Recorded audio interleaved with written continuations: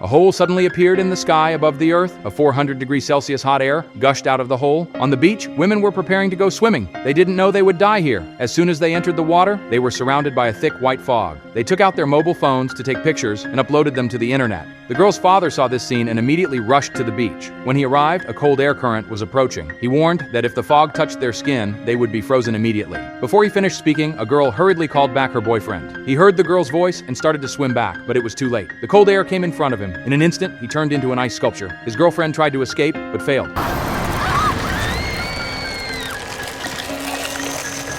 Jack picked up his daughter and ran away. They jumped into a pickup truck. They drove away, and the cold wind chased them. Jack called a news reporter he knew. He confirmed the worst. 2 teenagers were dead. The cold front had reached the coast. Alerts were broadcast nationwide. City sirens rang. Schools were evacuated. Stores were packed. But the cold front came too fast. It reached the city in minutes.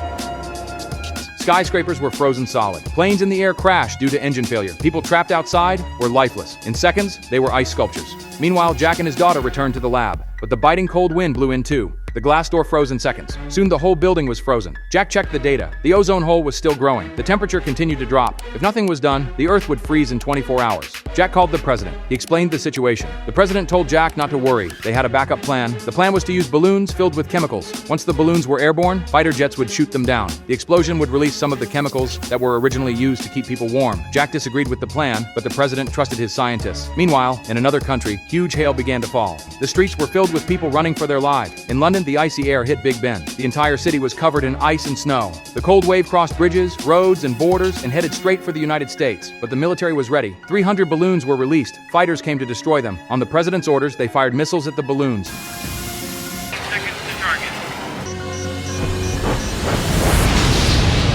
The explosion was deafening, but the result was a disaster. The cold didn't stop. It got worse. The temperature dropped another 100 degrees Celsius. The icy air hit the aircraft carrier. In seconds, it was frozen. The plan failed. The question remained, how will humanity withstand this storm?